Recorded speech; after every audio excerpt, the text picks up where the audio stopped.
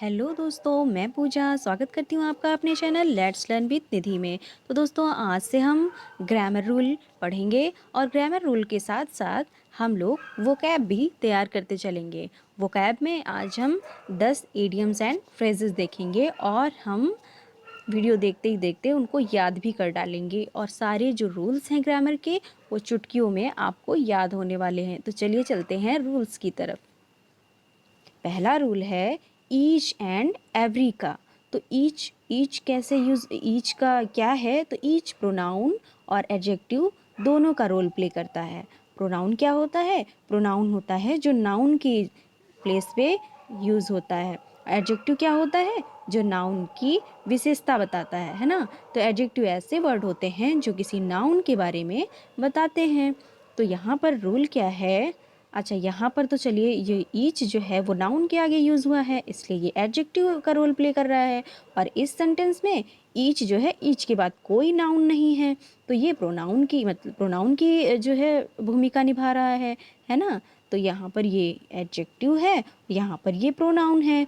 तो रूल्स क्या है? रूल इसका है कि अगर सेंटेंस में ईच और एवरी है तो आगे जो वर्ब होगी, मतलब जैसे इस सेंटेंस में ये इज है वर्ब, तो ये वर्ब होगी जो वो सिंगुलर वर्ब यूज़ होगी विद ईच एंड एवरी। तो पहला रूल क्या है? अगर सेंटेंस में ईच और एवरी है तो वर्ब हमेशा सिंगुलर होगी, वर्ब हमेशा सिंगुलर होगी। तो चले चलते हैं, देखते हैं एग्जाम्पल। तो एग्जाम्पल पहला हम ईच का यूज़ देखेंगे सेंटेंस में। तो ईच यहाँ पर एडजेक्टिव की तरह हो रहा है यूज़। तो each student is very talented, मतलब यहाँ पर इज़ सिंगुलर वर्ब लगा है, आर नहीं लगेगा। अगर कोई सेंटेंस दिया है कि each student are very talented तो वो गलत है, क्योंकि अगर ईच और एवरी है सेंटेंस में तो वहाँ पर सिंगुलर वर्ब लगेगा। ठीक है। अब अगला क्या है? यहाँ पर ईच जो है प्रोनाउन की तरह यूज़ हुआ है, तो each of my students is, यहाँ पर इज़ लगेगा, इज़ वेरी टैलेंटेड, तो ये भी सेंटेंस सही है। अगला जो है एवरी, एवरी है, एवरी जो है हमेशा एडजेक्टिव की तरह यूज़ होता है, क्योंकि अगर हम एवरी बोलेंगे, एवरी मीन्स होता है प्रत्येक, है ना। ईच मीन्स भी प्रत्येक होता है, एवरी मीन्स भी प्रत्येक होता है। तो एवरी क्या है? एवरी हम एडजेक्टिव की ही तरह यूज़ करते हैं। इसका यूज़ तब करते हैं जब हमें नाउन के बारे में बताना होता है ना। तो हम बोलते हैं प्रत्येक स्टूडेंट, प्रत्येक स्टूडेंट इज़, अब every student is very talented, तो यहाँ पर भी ईच यूज़ हुआ है लेकिन ये एडजेक्टिव की तरह यूज़ हुआ है ना। तो यहाँ पर सिंगुलर वर्ब लगा हुआ है। फिर अगला क्या है कि एवरी ऑफ माई, तो मतलब ये जो है प्रोनाउन की तरह यूज़ नहीं होगा। जैसा कि हमने ईच का देखा था तो वो तो प्रोनाउन की तरह यूज़ हुआ था, लेकिन एवरी हमेशा नाउन से पहले ही यूज़ होगा, प्रोनाउन की तरह यूज़ नहीं होगा। अगर सेंटेंस में एवरी ऑफ माई या एवरी को प्रोनाउन की तरह यूज़ किया गया है तो वो हमारा गलत हो जाएगा, है ना। तो वहाँ पर हमारी एरर हो जाएगी। Every of my student is very talented, ये गलत है। यहाँ पर अगर लिखा होता है each of my student is very talented, each of my students is very talented, तो वो सही होता। अच्छा, अगर हम ईच का यूज़ प्रोनाउन की तरह करते हैं तो यहाँ पर ये जो नाउन है वो प्लूरल होता है, और अगर हम एडजेक्टिव की तरह यूज़ करते हैं तो ये जो नाउन है वो सिंगुलर होता है। ठीक है। अब ये हमने देख लिया पहला रूल, तो हमें याद हो गया कि अगर सेंटेंस में ईच और एवरी है तो वर्ब सिंगुलर, ईच और एवरी है तो वर्ब सिंगुलर। ठीक है। और ईच क्या है? ईच जो है, ईच, ईच कैसे यूज़ होता है, इसमें डिफरेंस क्या है? तो we can use each for two और more than two things, two और मोर देन टू थिंग्स, ये तो हमें पता चल गया, क्योंकि ईच जो है एडजेक्टिव की तरह जब यूज़ होगा तब वो केवल दो चीज़ों के लिए यूज़ हो सकता है ना। और अगर प्रोनाउन की तरह यूज़ हो रहा है तो वो मोर देन टू थिंग्स के लिए यूज़ होगा, है ना। इसीलिए ये जो ईच है वो मोर देन टू, मतलब दो और दो से अधिक चीज़ों के लिए भी यूज़ होता है ईच। लेकिन जो एवरी है, every is used only for more than two things, ये बहुवचन में यूज़ होता है, मतलब दो से अधिक के लिए यूज़ होता है। जब दो से अधिक चीज़ें होती हैं तो उन्हीं के लिए यूज़ होता है, नॉट फॉर टू थिंग्स, है ना। और वो जो ईच है वो दो चीज़ों के लिए भी यूज़ हो सकता है। तो exactly, not for exactly two things, है ना। एवरी जो है वो हमेशा मोर देन टू थिंग्स के लिए यूज़ होता है, not for exactly two things. अब यहाँ पर क्या लिखा है कि ईच का सेंस क्या है, इंडिविजुअलिस्ट अप्रोच है इसका मतलब ये, it targets individual, individual single single चीज़ को ये टारगेट करता है ईच। और एवरी, एवरी मतलब ये सबको बताना चाहता है, सबके बारे में बताना चाहता है। तो ये जनरल अप्रोच है, मतलब ई टारगेट कलेक्शन, बहुत सी चीज़ों का कलेक्शन की तरफ टारगेट करता है कि ये जो इतनी ढेर सारी चीज़ें हैं, प्रत्येक चीज़, है ना। तो ये रहा इसका सेंस। अब यहाँ पर लिखा है कि ईच पर्सन ऑन दिस अर्थ, जितने भी इस पृथ्वी पर मनुष्य हैं उनको मरना ही है एक दिन, तो हैज़ टू डाई, एक दिन मरना है। तो मतलब ये पूरी मानव प्रजाति के बारे में ईच बता रहा है ना। तो यहाँ पर each person on this earth has to die, मतलब मोर देन टू थिंग्स या पर्सन के बारे में ईच बता रहा है। तो ईच जो है वो फॉर मतलब कि एग्जैक्ट टू थिंग्स के लिए और मोर देन टू थिंग्स के लिए, दोनों के लिए यूज़ होता है ईच, है ना। और एवरी जो है वो हमेशा मोर देन टू थिंग्स के लिए ही यूज़ होता है। तो हम लोगों ने देख लिया कि ईच एंड एवरी के आगे सिंगुलर वर्ब लगती है ना। फिर चलिए, ये तो रूल्स हमें याद हो गया है ना। अब दूसरा रूल क्या है, दूसरा रूल है both and not can not be use together, मतलब बोथ और नॉट एक सेंटेंस में एक साथ नहीं आ सकता है। जैसे सेंटेंस लिखा है, both Ram and Shyam are not going to visit this place, both Ram and Shyam are not going to visit this place. तो यहाँ पर सेंटेंस में ये नॉट जो है वो रॉन्ग है, यहाँ पर एरर है। नॉट जो है बोथ के साथ नहीं आ सकता सेंटेंस में। तो यहाँ पर सेंटेंस सही क्या होगा, हमेशा नीदर का यूज़ होगा, neither, neither Ram nor Shyam is going to visit this place again. Okay, visit this place, तो ये वाला सही होगा। बोथ के साथ हमेशा एंड आता है, ना कि नॉट आता है, ठीक है। चलिए, यहाँ पर तो केवल इतना ही लिखा है कि बोथ के साथ नॉट नहीं आता है सेंटेंस में, लेकिन ये नहीं लिखा है कि बोथ के साथ हमेशा क्या आता है सेंटेंस में, एंड आता है ना। बोथ के साथ हमेशा एंड आता है। Both Ram and Shyam are not going to visit this place, ये गलत है, इसकी जगह पर नीदर का यूज़ होगा, ठीक है।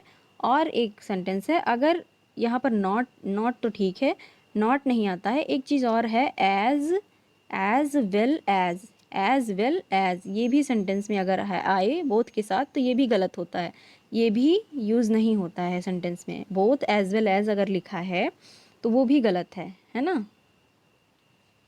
जैसे सेंटेंस लिखा है कोई, both Ram as well as Shyam, जैसे यहाँ पर लिखा हो both Ram and Shyam, sorry, both Ram as well as Shyam are going to visit this place, तो ये सेंटेंस गलत होगा। हमें क्या लिखना है, both Ram and Shyam, not, ना कि एज वेल एज, है ना। तो एज वेल एज नहीं यूज़ होता है बोथ के साथ, और ना ही नॉट यूज़ होता है, हमेशा बोथ के साथ एंड यूज़ होता है ना, बोथ के साथ हमेशा एंड यूज़ होता है।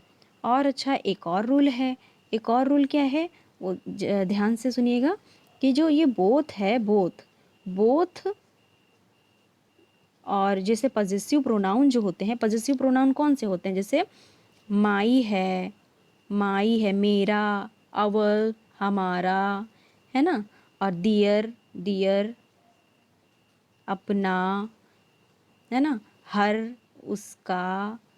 तो ये सब जो है, ये जो कि रिलेशन बताते हैं, जो कि अपनापन बताते हैं, हमारी चीज़ है ये, तो वो होते हैं पजेसिव प्रोनाउन।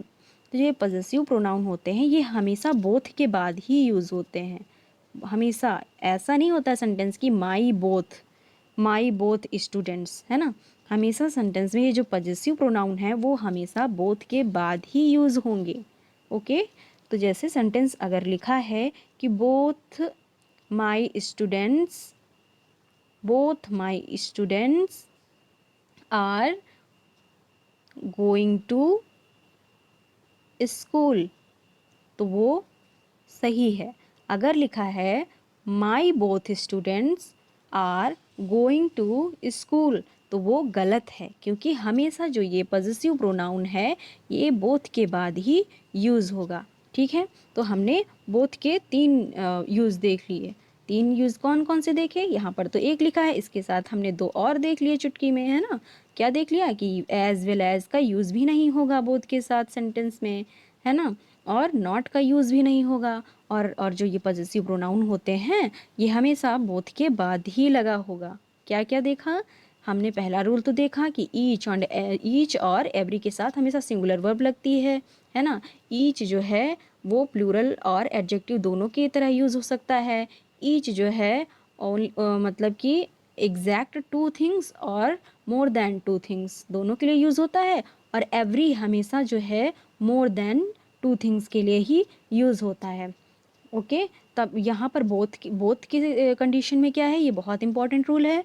इसमें क्या है कि सेंटेंस में कभी भी बोथ के साथ नॉट नहीं यूज़ होगा, कभी भी एज वेल एज यूज़ नहीं होगा, और जो हमें ये जो पॉजेसिव प्रोनाउन है हमेशा बोथ के बाद ही यूज़ होगा, और बोथ के साथ हमेशा नॉट, हमेशा क्या यूज़ होगा? एंड यूज़ होगा। एंड जैसे यहाँ पर लिखा है ना, बोथ राम एंड श्याम, ना कि एज वेल एज। ओके, चलिए चलते हैं नेक्स्ट रूल की तरफ। तीसरा है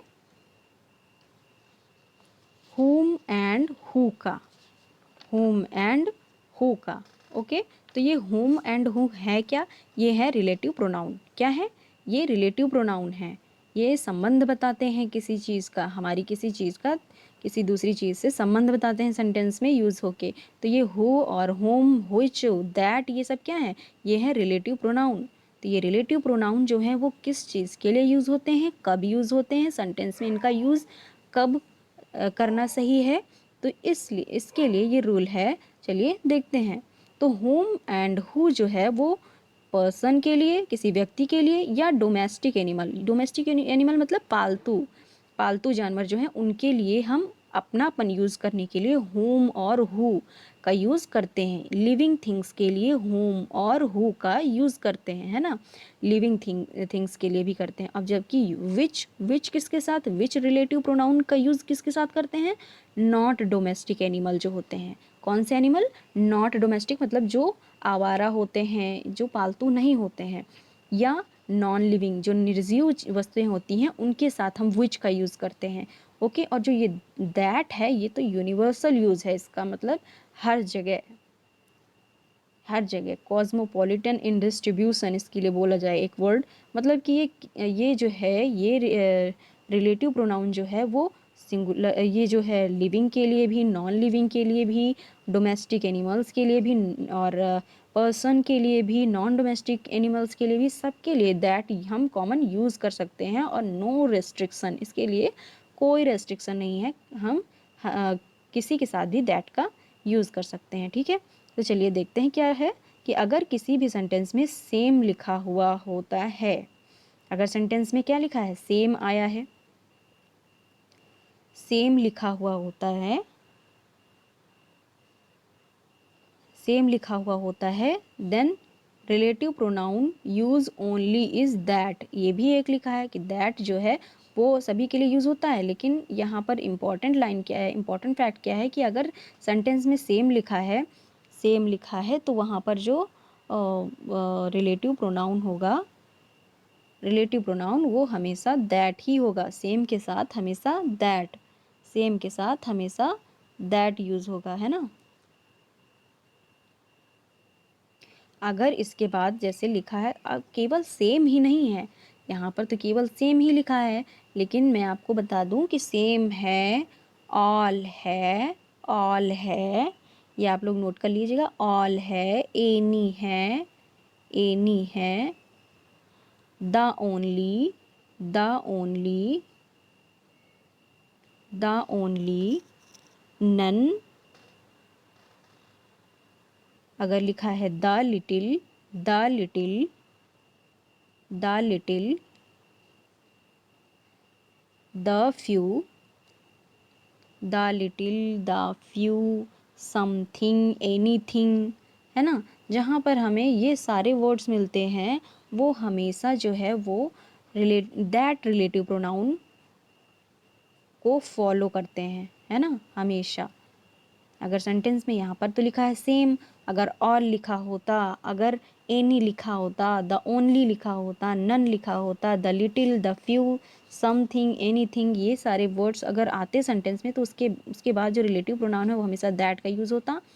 ठीक है, तो यहाँ पर ये लिखा है कि this is the same book that you were reading yesterday and you recommended to me. मतलब यह वही किताब है, this is the same book, यह वही किताब है दैट जिसे यू वर रीडिंग यस्टरडे, जिसे आप कल पढ़ रहे थे, and you recommended to me, और आपने मुझसे इसकी सिफारिश की थी या मुझसे बोला था, रिकमेंड किया था। ठीक है, तो सेम के साथ हमेशा क्या लगता है, दैट लगता है। ओके, हम ये याद रखेंगे, एक वर्ड याद रखेंगे कि सेम के साथ हमेशा दैट लगता है, तो इसके साथ हमें सारी चीज़ें याद आ जाएंगी कि दैट ही नहीं, all, any, the few, the little, है ना, समथिंग, एनीथिंग, नथिंग, इन सब के लिए नथिंग। और अगर सेंटेंस में कभी सुपरलेटिव डिग्री आ जाती है, द बेस्ट, है ना, this is the best thing, that, तो आगे क्या यूज़ होगा, दैट। अगर आगे सुपरलेटिव है तो आगे दैट यूज़ होगा। ओके, तो ये भी है यहाँ पर दैट का यूज़, तो दैट का यूज़ यहाँ होता है, ये इम्पॉर्टेंट है, बहुत इम्पॉर्टेंट है। ठीक है, तो ये रहा तीसरा। क्या देखा हम लोगों ने कि जो ये हु होम है ये पर्सन और डोमेस्टिक एनिमल्स के लिए, विच जो है नॉन डोमेस्टिक और नॉन लिविंग के लिए, और दैट जो है वो सभी के लिए। दैट का यूज़ बहुत इंपॉर्टेंट है। सेम दैट जो है सबके लिए यूज़ होता है, पहली बात तो।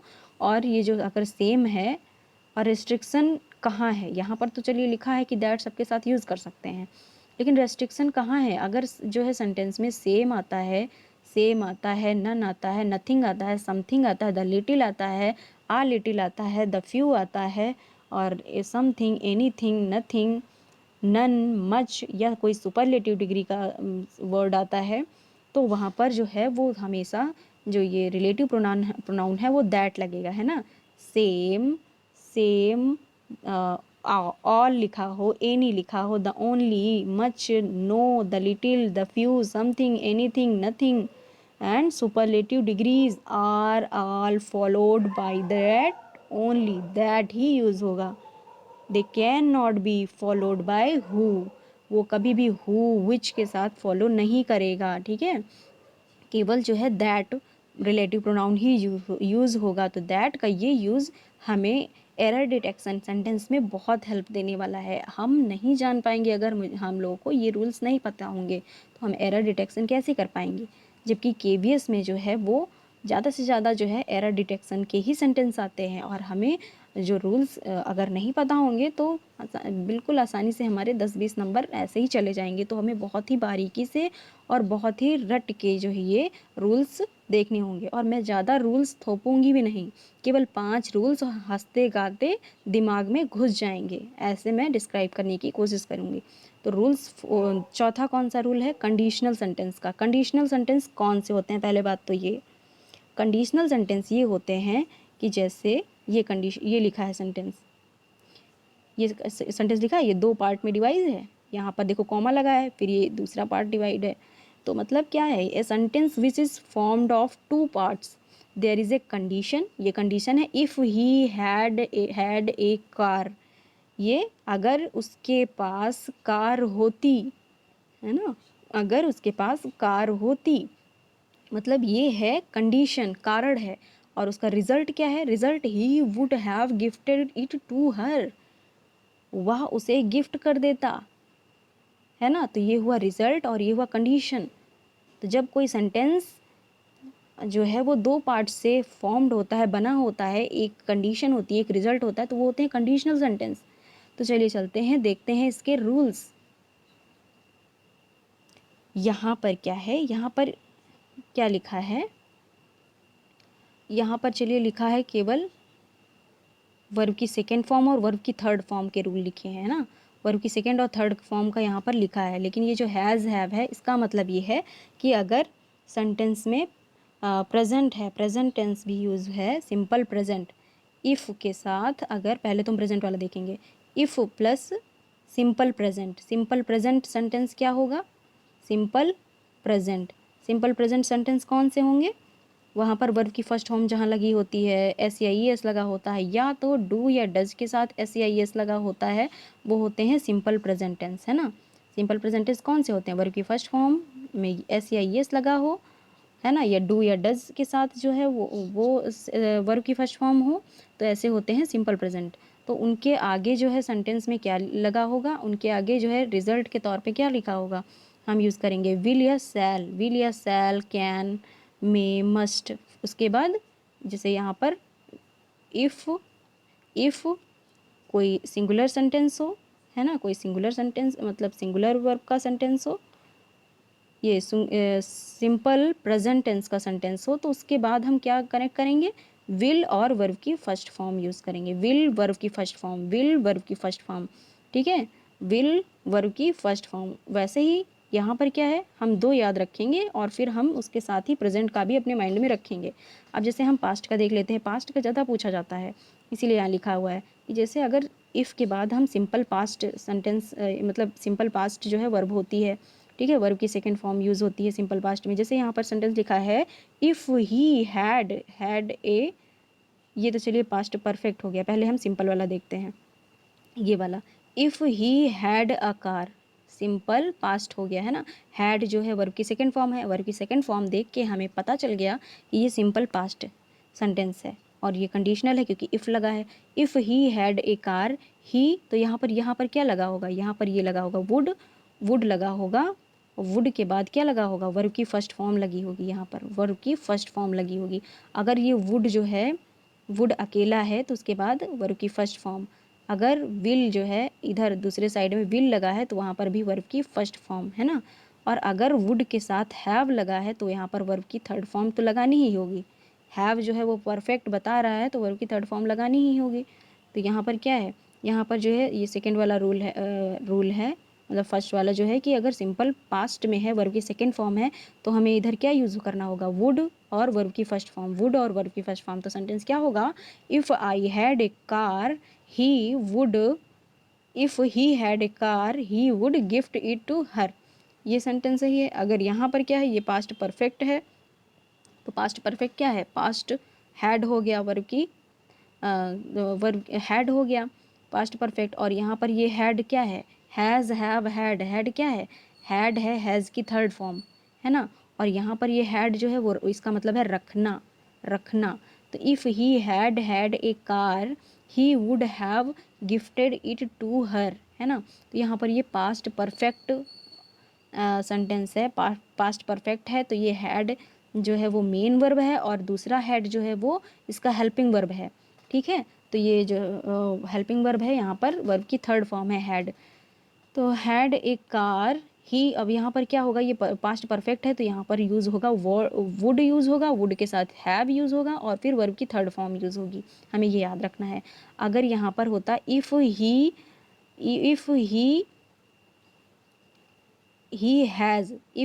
हैज़ अ कार, अगर लिखा होता इफ़ ही हैज़, हैड की जगह क्या लिखा होता, if he has a car he will give लिखा होता, फिर दूसरी तरफ क्या लिखा होता, he will gift it to her, ठीक है। अब लेकिन यहाँ पर क्या लिखा है, यहाँ पर तो पास्ट परफेक्ट है तो यहाँ पर वुड हैव गिफ्टेड होगा, है ना। और यहाँ पर केवल पास्ट सिंपल पास्ट है तो यहाँ पर केवल वुड के साथ वर्ब की फर्स्ट फॉर्म आएगी, यहाँ पर सेकेंड फॉर्म नहीं आएगी, सेकेंड फॉर्म तो यहाँ पर आगे है। अगर यहाँ पर फॉर्म कोई आनी ही है तो वो थर्ड आएगी, कौन सी आएगी, थर्ड आएगी, वो भी पास्ट परफेक्ट के साथ। तो चलिए ये हो गया चौथा। अब अगला क्या है, फिफ्थ, यहाँ पर भी रिलेटिव प्रोनाउन है, रिलेटिव प्रोनाउन है। तो रिलेटिव प्रोनाउन क्या है कि यहाँ पर सेंटेंस में यूज़ होते हैं वन ऑफ देम, नहीं, वन ऑफ द और each of the, one of the और ईच ऑफ द। तो जब सेंटेंस में वन ऑफ द और ईच ऑफ द यूज़ होते हैं तो इनके बाद जो है वो प्लूरल नाउन लगाते हैं। क्या लगाते हैं, हमेशा प्लूरल नाउन लगाते हैं, प्लूरल नाउन लगाते हैं। वन ऑफ द और ईच ऑफ द के बाद प्लूरल नाउन लगाते हैं। तो यहाँ पर क्या लिखा है, ये जो वन है वर्ब आफ्टर नाउन लगा जो है क्या लगाते हैं, अभी हमने पढ़ा कि वन ऑफ द और each of the, one of the और ईच ऑफ द के बाद प्लूरल नाउन तो लगाते ही हैं, साथ में यहाँ पर क्या लिखा है, verb after relative pronoun is plural, plural verb भी होती है वन के साथ। और अगर यहाँ पर लिखा है ओनली वन, तो ओनली वन के बाद verb after relative pronoun is singular, तो ओनली वन के साथ जो है सिंगुलर लगती है और यहाँ पर वन के साथ जो है वो प्लूरल वर्ब लगती है। सेंटेंस क्या देखेंगे, she is one of the, one of the लिखा है, ठीक है, she is one of the, ठीक है। तो यहाँ पर ये जो है प्रोनाउन है ये कैसा रहेगा, ये प्लूरल होगा, प्लूरल नाउन, सॉरी ये जो मदर्स है ये नाउन है, तो ये प्लूरल नाउन होगा। वन ऑफ द के बाद क्या होगा, प्लूरल नाउन होगा। अगर सेंटेंस दिया है कोई she is one of the mother, she is one of the mother who are really working hard, तो ये गलत हो जाएगा ना, क्योंकि वन ऑफ द के बाद तो प्लूरल नाउन लगता है। तो she is one of the mothers होगा, मदर्स हु आर लगा है ना यहाँ पे, वन ऑफ द मदर्स है, मदर्स जब है प्लूरल है तो आगे ऑब्वियस सी बात है यहाँ पर प्लूरल वर्ब ही लगेगा। तो पहले तो हमें ये पता होना चाहिए कि वन ऑफ द के बाद जो है ये नाउन है ये प्लूरल होगा। तो जब नाउन प्लूरल होगा तो वर्ब भी प्लूरल होगी। तो she is one of the mothers who are really working hard to make both ends meet, है ना। फिर अब यहाँ पर क्या है, ओनली वन का देख लेते हैं कि this is the only one of the novels, only one of the लिखा है तो यहाँ पर नॉवेल्स, तो यहाँ पर ये रूल तो फॉलो करेगा कि नाउन जो है वो प्लूरल ही होगा। Only one of the novels, भाई हम बहुत सी नॉवेल्स के बीच में से एक नॉवेल के लिए बता रहे हैं ना, तो वहाँ पर जो नाउन है वो तो प्लूरल होगा ही। तो this is the only one of the novels which, अब यहाँ पर लेकिन हमें क्या पता है रूल कि ओनली वन अगर लिखा है तो यहाँ पर इज़ होगा, आर नहीं हो सकता, है ना। वन ऑफ द, ठीक है, वहाँ पर वन ऑफ द के साथ आर हो सकता है, लेकिन यहाँ पर केवल ओनली वन फोर्स करके केवल एक सिंगुलर चीज़ ही बता रहा है, तो वहाँ पर आर नहीं होगा, इज़ होगा, है ना। गलती से भी कहीं सेंटेंस लिखा हो she is one of the mothers who is really, is लिखा हो और आप देख लें कि वन है तो वन के साथ इज़, ये गलत है। वन ऑफ द के जो साथ जो है वो आर लगेगा, मतलब कि वो प्लूरल वर्ब लगेगा। और अगर ओनली वन ऑफ द कोई नाउन है, only one of the novels लिखा है तो उसके आगे ये प्लूरल नहीं लगेगा, यहाँ पर इज़ लगेगा, है ना। Must be singular verb, used must be singular verb, ठीक है। तो ये रहे ग्रामर के इम्पॉर्टेंट 5 रूल्स। तो हम लोगों ने क्या क्या पढ़ा, एक बार रिमाइंड कर लेते हैं जल्दी से। ईच एंड एवरी पढ़ा, ईच एंड एवरी पढ़ा कि इसके बाद हमेशा सिंगुलर वर्ब लगती है, सिंगुलर वर्ब यूज़ होती है। ईच एंड एवरी के बाद हमेशा सिंगुलर वर्ब यूज़ होती है। और बोथ का पढ़ा कि बोथ के साथ जो है सेंटेंस में नॉट यूज़ नहीं होता है, एज वेल एज़ यूज़ नहीं होता है, बोथ के साथ नॉट यूज़ नहीं होता है, एज वेल एज़ यूज़ नहीं होता है। हमेशा क्या यूज़ होता है, एंड यूज़ होता है, बोथ के साथ हमेशा एंड यूज़ होता है। और अगर निगेटिव सेंटेंस ही बनाना है तो हम नॉट यूज़ नहीं करेंगे, हम नीदर का यूज़ करेंगे। Neither Ram nor Shyam is going to visit this place, ठीक है, ये हो गया। और हमने बोथ में एक और पढ़ा था कि जो पॉजिटिव प्रोनाउन होता है, पॉजिटिव प्रोनाउन माई, अवर, ये सब जो है ये बोथ के बाद यूज़ होता है, ठीक है। और यहाँ पर रिलेटिव प्रोनाउन जो है होम और हु के बारे में जो पढ़ा था, यहाँ पर हमने क्या पढ़ा था कि ये जो होम हु है ये पर्सन डोमेस्टिक एनिमल्स के बाद मतलब कि के साथ यूज़ होते हैं। विच जो है वो नॉन डोमेस्टिक और नॉन लिविंग थिंग्स के साथ, दैट जो है वो सभी के साथ। और नो रेस्ट्रिक्शन, लेकिन वहाँ पर ज़रूर होगा, वहाँ पर अनिवार्यता होगा जहाँ पर सेम होगा, ऑल होगा, any, the only, the same, none, much, no, the little, the few, something, anything, nothing, या कोई सुपरलेटिव जैसे the best, the most beautiful, ऐसी चीज़ें हों जहाँ पर सुपरलेटिव हो वहाँ पर आगे दैट लगता है, ठीक है। दैट की ये जो है इंपॉर्टेंट रूल्स ये हमें पता होना चाहिए। हमने पढ़ा conditional sentence is formed of 2 parts, there is one condition, there is a condition and there is a result. तो ये 2 पार्ट से जो सेंटेंस बनता है वो कंडीशनल सेंटेंस होता है। और इसके 3 रूल्स हैं। अगर इफ़ के साथ सिंपल प्रेजेंट है तो आगे क्या लगेगा, विल लगेगा, विल और वर्ब की फर्स्ट फॉर्म लगेगा। अगर सिंपल प्रेजेंट है तो विल और वर्ब की फर्स्ट फॉर्म लगेगा, अगर सिंपल पास्ट है तो वुड प्लस वर्ब की फर्स्ट फॉर्म लगेगा, और अगर पास्ट परफेक्ट टेंस है तो यहाँ पर वुड हैव वर्ब की थर्ड फॉर्म लगेगा। अगर प्रेजेंट है आगे इफ़ के बाद सिंपल प्रेजेंट है तो क्या लगेगा, विल प्लस वर्ब की फर्स्ट फॉर्म लगेगा, और अगर इफ़ के साथ पास्ट सिंपल पास्ट है तो वहाँ पर वुड प्लस वर्ब की फर्स्ट फॉर्म लगेगा। अगर इफ़ के साथ पास्ट प्रेजेंट टेंस है, पास्ट परफेक्ट टेंस है तो वहाँ पर वुड और वुड हैव वर्ब की थर्ड फॉर्म लगेगा। ठीक है, ये हम लोगों ने देखा था, और देखा था वन ऑफ द और ईच ऑफ द। तो अगर one of the each of the है तो उसके बाद one of the each of the के बाद जो ये नाउन है ये प्लूरल होगा, और जो ये वर्ब है वो प्लूरल होगी। और अगर सेंटेंस में फोर्सली ओनली वन लिखा है तो ओनली वन के बाद ये नाउन तो प्लूरल होगा, लेकिन यहाँ पर ये जो वर्ब है वो हमेशा सिंगुलर ही रहेगी। तो हमने ये जो है 5 रूल्स पढ़े। अच्छा, हम लोगों ने यहाँ पर वन ऑफ द और ओनली वन का देख लिया कि ओनली वन के साथ तो हमेशा से इज़ ही मतलब कि सिंगुलर वर्ब ही यूज़ होता है, लेकिन एक और जो होता है, जैसे यहाँ पर ये लिखा है कि वन जो है verb after relative pronoun is plural. ठीक है, इसका मतलब ये है, ये यहाँ पर ध्यान देने वाली बात है, नहीं तो गलती हो जाएगी, कि verb after relative pronoun is plural. मतलब कि अगर जैसे सेंटेंस में वन ऑफ द लिखा है, ठीक है, उसके बाद हम ये प्लूरल तो लिखेंगे, नाउन तो हम प्लूरल लिखेंगे, लेकिन यहाँ पर ये जो रिलेटिव प्रोनाउन है ये भी होना ज़रूरी है। लिखा है ना verb after relative pronoun, relative मतलब ये जो ये हु लिखा है ये रिलेटिव प्रोनाउन है। अगर रिलेटिव प्रोनाउन नहीं होगा तो ये जो वर्ब है यहाँ पर ये प्लूरल नहीं होगी, ये भी ध्यान रखना है। She is one of the mothers who are really working, ये तो सही है, लेकिन अगर लिखा हो कि one of the one of the birds लिखा हो, one of the birds is red लिखा होगा, क्योंकि यहाँ पर कोई रिलेटिव प्रोनाउन यूज़ नहीं है, इसीलिए यहाँ पर वन ऑफ द के साथ इज़ यूज़ हुआ है ना। अगर वन ऑफ द बर्ड्स के बाद कोई रिलेटिव प्रोनाउन होता, हु या दैट या कुछ भी, तो यहाँ पर क्या होता, यहाँ पर जो है वर्ब जो है वो प्लूरल होती। ठीक है, तो ये भी ध्यान में रखने वाली बहुत ही बारीक सी चीज़ है, ये इम्पॉर्टेंट है। ओके,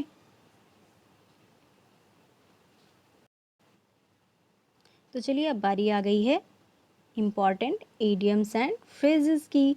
तो हम लोग आज 10 ईडियम फ्रेजेस याद करेंगे। ठीक है, तो पहला क्या है, पहला है Achilles heels. Achilles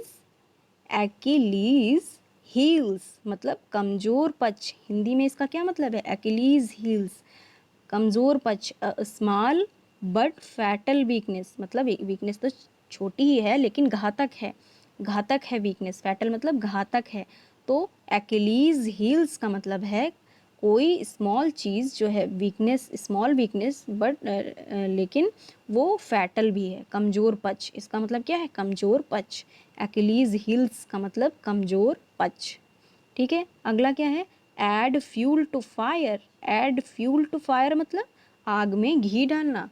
to make a matter worse, कोई भी मैटर है उसको और बुरा कर देना, आग में घी डालना। ऐड फ्यूल टू फायर, ये तो देखने से ही इसका जो है मीनिंग पता चल रहा है।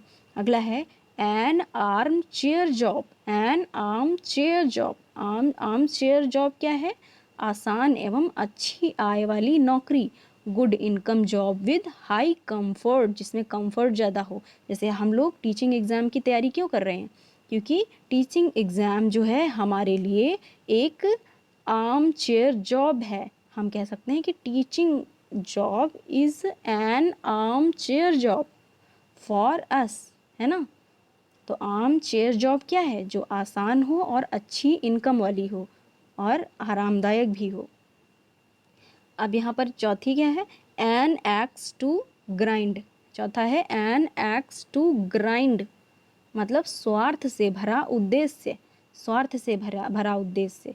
N axe to grind something done for selfish reason, कुछ भी ऐसा काम किया गया है जो एक स्वार्थ के कारण बस किया गया है ना। तो एन एक्स टू ग्राइंड मतलब स्वार्थ से भरा उद्देश्य, something done for selfish reason. पांचवा है एन आयरन विल मतलब दृढ़ इच्छा शक्ति। लग ही रहा है ना उसका मीनिंग। एन आयरन विल, दृढ़ इच्छा शक्ति, strong will power, strong will power and iron will. बोल सकते हैं ना, हमारी जो दृढ़ इच्छा है वो बिल्कुल आयरन विल होनी चाहिए, एन आयरन विल। ठीक है, तो an old frame, an old frame मतलब एक ओल्ड फ्रेम, पुराना प्यार, पुराना प्यार बोलते हैं, बोल सकते हैं a person one had a romantic relationship with in the past. कोई पुराना पास्ट का है, जो है पर्सन है तो रिलेशनशिप में है तो उसको बोलते हैं एन ओल्ड फ्लेम। कोई पास्ट में रिलेशनशिप था उसके लिए हम क्या यूज़ करते हैं, this is my an old frame, this is only an old frame, है ना।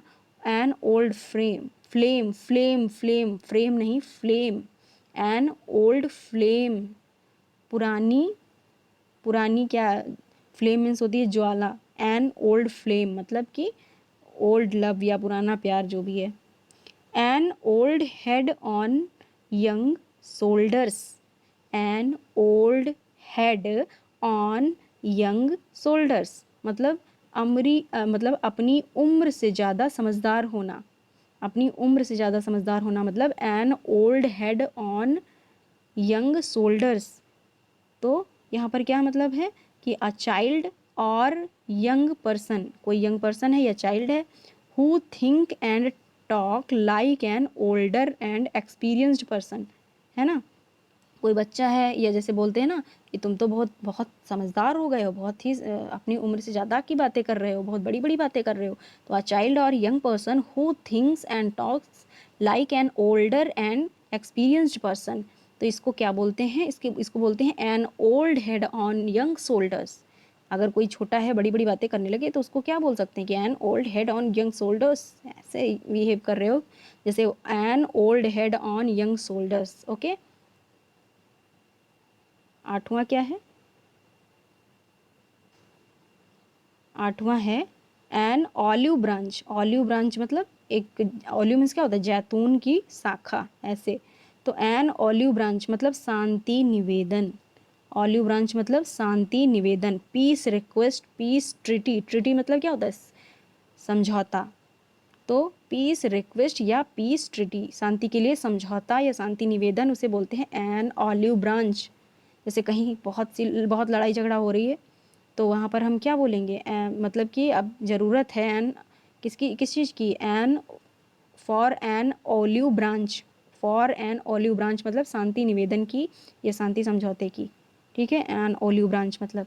फिर है एप्पल ऑफ डिस्कार्ड, ये इंपॉर्टेंट है। एप्पल ऑफ डिस्कार्ड मतलब, डिस्कॉर्ड मतलब झगड़े का कारण। ये एप्पल ऑफ डिस्कार्ड का मतलब क्या होता है, मैटर ऑफ डिस्प्यूट, झगड़े का कारण। अगला है एप्पल ऑफ वंस आइज, ये तो पता ही है, दुलारा सबका प्यारा। एप्पल ऑफ वंस आइज, है ना। जो जो बच्चे होते हैं वो अपनी मम्मी के क्या होते हैं, एप्पल्स होते हैं of one eyes. Apple of one eyes, आँख का तारा, दुलारा, है ना। Very lovable, dearest one, dearest one. Apple of once eyes मतलब डियरेस्ट वन। तो एक बार जल्दी से देख लेते हैं। एक्लीज, एक्लीज हील्स मतलब कि स्मॉल बट फैटल वीकनेस।